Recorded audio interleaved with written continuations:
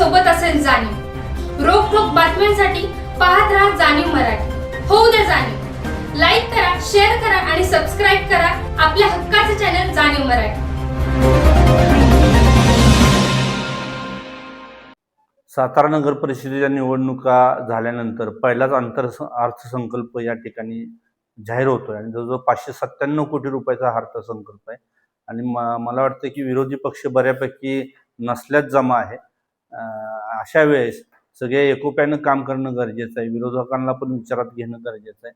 त्यांचे ह्या संघटनेचे किंवा ह्या टीमचे जे नेते आहेत, खासदार उदयनराजे आणि मंत्री शिवेंद्रराजे, हे सुद्धा मोठ्या पदावर असून ते चांगल्या पद्धतीने फंड्स पण उपलब्ध करून विकास करण्याचा प्रयत्न करतात। पण अशा वेळेस नुसतं पैसा महत्त्वाचा नाही तर नियोजन महत्त्वाचं आहे आणि नियोजन कशावर झालं पाहिजे तर लॉंग टर्मच्या विकासाच्या दृष्टीने नियोजन झालं पाहिजे। विशेषतः दर्जेदार शिक्षण आणि कमी पैशात शिक्षण हे सातारकरांना मिळण्यासाठी प्रयत्न केला पाहिजे। त्याचप्रमाणे नगरपालिकेच्या शाळा, संपूर्ण शाळा ह्या अत्यंत दर्जेदार बनवल्या पाहिजेत।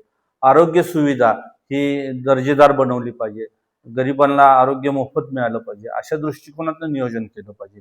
त्याचप्रमाणे सातारा शहरालगत अनेक पर्यटन स्थळ आहेत की जे सातारा शहरातून जावं लागतं। ते जे बाहेरून येणारे पर्यटक आहेत ते सातारमध्ये रहिवास कसा करतील आणि आर्थिक उन्नती सातारकरांची कशी वाढेल, त्यांना सुखसुविधा कशा चांगल्या पद्धतीने मिळतील यासाठी प्रयत्न केला गेला पाहिजे। त्याची तरतूद यात करावी लागेल, कारण त्या निमित्तानं रोजगार उपलब्ध होईल, नोकऱ्या मिळतील असं मला वाटतंय। सगळ्यात महत्त्वाचा प्रश्न आहे तो पाण्याचा प्रश्न आहे, पार्किंगचा प्रश्न आहे, रस्ते रुंदीकरणाचा प्रश्न आहे। मला वाटतं आता खड्डेमुक्त बऱ्यापैकी रस्ते होत आहेत, परंतु रुंदीकरण ही काळाची गरज आहे, कारण प्रचंड लोकसंख्या आणि वाहनांची संख्या वाढते, त्यासाठी प्लॅनिंग केलं पाहिजे। पार्किंगची सुविधा अत्यल्प आहे, त्या वाढवण्यासाठी मल्टी स्टोरेज पार्किंग करण्यासाठी नियोजन केलं पाहिजे।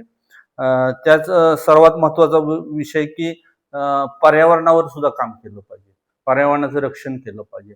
पाण्याचं प्लॅनिंग हे कॉम्प्युटराइज केलं पाहिजे, कधी कुणाचं पाणी येत आहे कुणाचं नाही, भरपूर पाणी। आपला सातारा शहर हा नशीबवान आहे, एका साईडला कास आहे, एका साईडला उरमुडीचं आहे, एका साईडला कन्हेरचं आहे, माहुलीचं पाणी मिळतं, म्हणजे चारी बाजूनं पाणी, पण त्याचा वापर व्यवस्थित करणं गरजेचं आहे आणि स्वच्छ आणि निर्मळ पाणी हे जनतेपर्यंत जाणं गरजेचं आहे। त्यासाठी काहीतरी तरतुदी चांगल्या पद्धतीनं करणं आवश्यक आहे। आणि सगळ्यात महत्त्वाचं म्हणजे सातारमध्ये मला वाटतं की नेहमी रस्ते, गटर्स ह्या ज्या सुविधा द्यायचा विषय असतो तो व्हायला पाहिजे, हे खरं आहे, परंतु ह्याला कालमर्यादा ठरली पाहिजे। रस्ता कमीत कमी 10 ते 15 वर्ष टिकला पाहिजे, त्यासाठी दर्जेदार रस्ते झाले पाहिजेत। आता बरेच रस्ते उंची 10-15 वर्ष ही सतत रस्त्यावर रस्ते थरावथर केल्यामुळं उंची वाढले, काही घरं खाली गेलेली आहेत, त्यामुळं पावसाळ्यात पाण्याचा प्रॉब्लेम येतो। अशा वेळेस रस्ते खोदून नवीन निर्मिती केली पाहिजे आणि दर्जेदार करण्यासाठी त्याच्यावर लक्ष ठेवलं पाहिजे। दुसरा विषय गटर सुद्धा 25-25 वर्ष गटर्सला काही झालं नाही पाहिजे। वारंवार गटर्स दुरुस्ती करणं किंवा वारंवार गटर्स नवीन करणं हे सुद्धा आर्थिक संकल्पाला धोकादायक आहे। आणि सगळ्यात महत्त्वाचं की ह्या सगळ्यावर एक क्वालिटी कंट्रोल नेमलं पाहिजे आणि ते थर्ड पार्टी क्वालिटी कंट्रोल पाहिजे। ज्या ज्या सुविधा समाजाला देणार आहात, मग रस्ते असू दे, गटर असू दे, पाणी योजना असू दे, किंवा जे नगरपालिकेच्या स्वच्छता असू दे, कचरा उचलायचा विषय असो, त्याच्यावर थर्ड पार्टी क्वालिटी कंट्रोलचं नियोजन केलं पाहिजे। त्याच्यामध्ये तज्ज्ञ व्यक्ती तर घेतल्या पाहिजेतच, त्याचबरोबर जे सामाजिक कार्यकर्ते आहेत किंवा जे सामाजिक संघटना आहेत त्याच्या प्रमुखांची एक टीम केली पाहिजे। ती लोक मला वाटतं कुणीही पैसे घेणार नाहीत, पण त्यांचा रिपोर्ट आल्याशिवाय कुठलंही काम झालं आणि कॉन्ट्रॅक्टरला जर बिल द्यायचं म्हणलं तर त्यांचा रिपोर्ट घेतला पाहिजे आणि तो रिपोर्ट बघूनच त्यांचं बिल दिलं पाहिजे।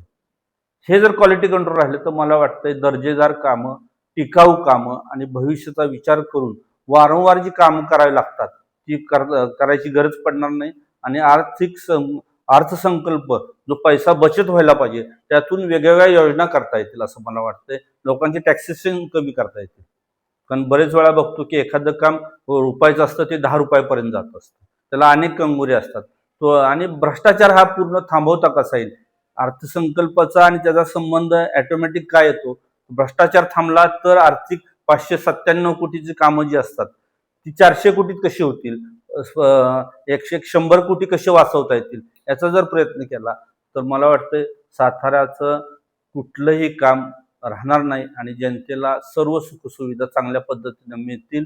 आणि खऱ्या अर्थानं हे जी आताचा जो गट आहे नगरपालिकेत, श्री अमोलजी मोहिते अत्यंत कामाची पद्धत चांगली आहे त्यांची, त्यांच्याबरोबर जे बनकर साहेब आहेत त्यांची पण कामाची पद्धत चांगली आहे, दोन्ही टीमा चांगल्या आहेत आणि त्यांच्यावर वरदास्त पण चांगले आहेत.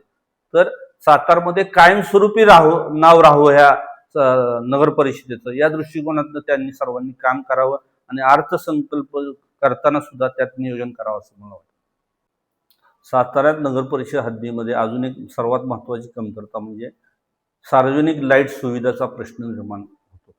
लाईटी बरेच वेळा बसलेल्या असतात पण त्या चालूच नसतात आणि कधी कधी 7 नंतर दिवसा ढवळ्या सुद्धा लाईटी चालू असतात, त्यामुळं लाईट बिल तर वाया जातं आणि त्याला काहीतरी कालमर्यादा पाहिजे. प्रत्येक दुकानात लाईटच्या गेल्यावर बलवर तारीख लिहून देतात की हे 1 वर्ष टिकेल, 2 वर्ष लाईट टिकेल. मग आपल्या नगरपालिकेच्या लाईट का टिकत नाहीत ह्याचा सुद्धा विचार केला पाहिजे. शिवतीर्थावर एवढं पोवई नाक्यावरचं नाक आहे, सातारचं नाक आहे, छत्रपती शिवाजी महाराजांचा पुतळा आहे, तिथं पण बरेच वेळा अंधार असतो. बरेच पेठामध्ये सुद्धा पहाटे पहाटे लाईट नसती, म्हणजे लोक पहाटे चालायला असतात त्यावेळेस नसती आणि 7-8 वाजता लाईट चालू असते. म्हणजे असं हे विस्कळीत नियोजन आहे. हे नियोजन जर नीट केलं तर पैसा पण वाचेल आणि लोकांना सिक्युरिटी पण मिळेल मला असं वाटतं. आणि पार्किंग, रस्ता रुंदीकरण हा महत्वाचा प्रश्न आत्ता फार गरजेचा आहे, कारण रोज मोती चौक, देवी चौक आणि राजवाडा परिसरात रोज ट्रॅफिक जाम होतं. आणि त्याचबरोबर महत्वाचा प्रश्न आहे लेडीज जेंट्स मुताऱ्या, सार्वजनिक सुलभ शौचालय ही काळाची गरज आहे.